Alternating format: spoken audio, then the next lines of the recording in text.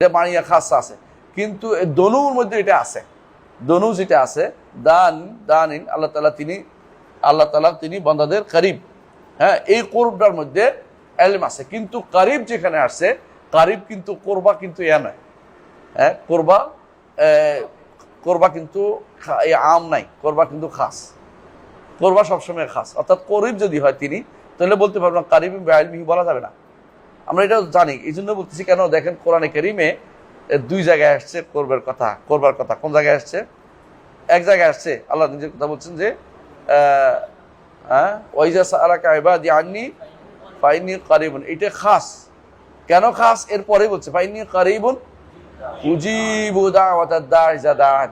যারা আমাকে ডাকে তাদের জন্য সাড়া দিতে আমি কারিব, কিন্তু সবার জন্য তিনি কারিব না, সবার জন্য তিনি কারিবটা বলা হয় না। সুতরাং বোঝা গেল। আর যেখানে বলছে নাহনু আকরাবু ইলাইহি মিনকুম ওয়ালাকিন লা তুবসিরুন, অথবা নাহনু আকরাবু ইলাইহি মিন হাবলিল ওয়ারিদ, এই দুই জায়গাতে কাকে বোঝানো হয়েছে?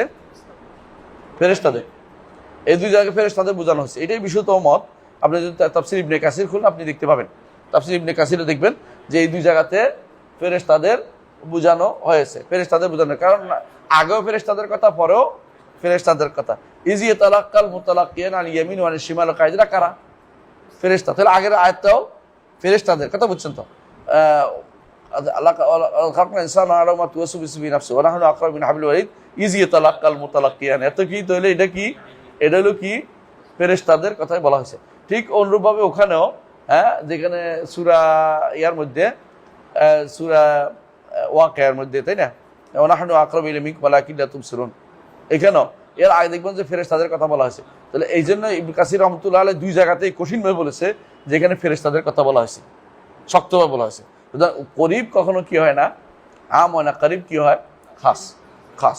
দনুটা, এটা দনুটা আম, এলমের মাধ্যমে আম হয়। তিনি দানিন। হ্যাঁ, তো এই জন্য ইয়াদনু মিন খালকি, হাদিসে আছে রাসূলুল্লাহ সাল্লাল্লাহু আলাইহি ওয়াসাল্লাম বলেছেন যে বান্দার নিকটবর্তী হবেন তিনি। হ্যাঁ, বান্দার নিকটবর্তী হন। এবং হাদিসে আছে যে কোন সময় নিকটবর্তী হন আল্লাহ তাআলা? শেষ রাতে। আরেকটা হাদিস আছে শেষ রাতে হন, এবং আরেকটা কোন সময় হন?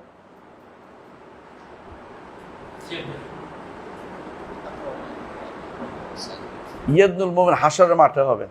আবার কখন হন? আরাফার মাঠে হন। ওয়াইন্নাহু লা ইয়াদনু, এই না স্পষ্ট আছে। তাহলে দুনুর মাসালাটাও আমি আমার ফতাওয়াল কামাবিয়াল কুবরার মধ্যে বিস্তারিত আলোচনা করেছি, ওখানে দেখেন। তো দনুর মাসালাটা, দনুতেও কি হয়? ইলমি হইতে পারে, আবার করব হইতে পারে, করব খাস হইতে পারে, আম খাস দুইটা হইতে পারে। কিন্তু করবটা শুধুমাত্র বলছিলাম যে শুধুমাত্র খাস। আরেকটা শব্দ আছে, সেটা হলো যে বাতেন। বাতেন শব্দটা মূলত দনুর অর্থেই। ওয়াল আউয়ালু ওয়াল আখিরু ওয়াল যাহিরু ওয়াল বাতিন, অর্থাৎ তিনি উপরে থেকেও, জাহের অর্থ কি? উপরে থেকেও, বাতেন মানে বান্দার নিকটে, কি হিসাবে? দনু হিসাবে, অর্থাৎ দানিন। এই জন্য ইবনে তাইমিয়াকে দেখবেন, ইবনে কাসিরকে দেখবেন, তিনি দনু দিয়ে ব্যাখ্যা করেছেন। কারণ যে উপরে থেকেও তিনি কাছে। এবং অনেক সালাফে সালেহিন অনেকেই বাতিন অর্থ করেছেন যে তিনি কি? গোপন অর্থ না, তিনি কি?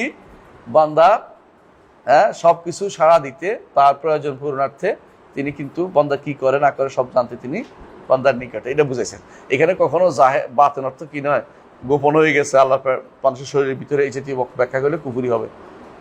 তো এই তিনি একই জায়গাতে একটা শব্দ দিয়ে তিনটার অর্থই তিনি বুঝিয়েছেন যে কখন দুনু অর্থ হবে, কখন দুনু অর্থ কি হিসাবে, মানিয়ার অর্থ দেয় কিনা। মানিয়ার অর্থ তিনি নিয়ে আসছেন যে তিনি উপরে থাকলেও তিনি আল্লাহ বান্দার কাছে।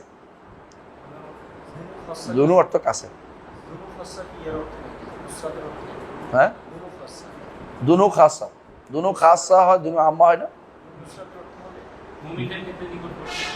মুমিনদের ক্ষেত্রে নিকটবর্তী, খাস হয়তো। আবার আম হবে কেন? তখন মানিয়ার অর্থ আসবে। মানিয়ার অর্থ আসবে। কিন্তু এমনি মানুষ কি দানা অর্থ জানা, কিন্তু দানা অর্থ জানা, বুঝছেন কিনা? তো বান্দার কাছে থাকার কারণে, হ্যাঁ, আল্লাহ তাআলা জানেন, অর্থাৎ কি হিসেবে জানেন? ইলমের মাধ্যমে। হ্যাঁ, এই জন্য বলছে দানি বিইলমিহি মিন খালকি। হ্যাঁ, পরে। হ্যাঁ।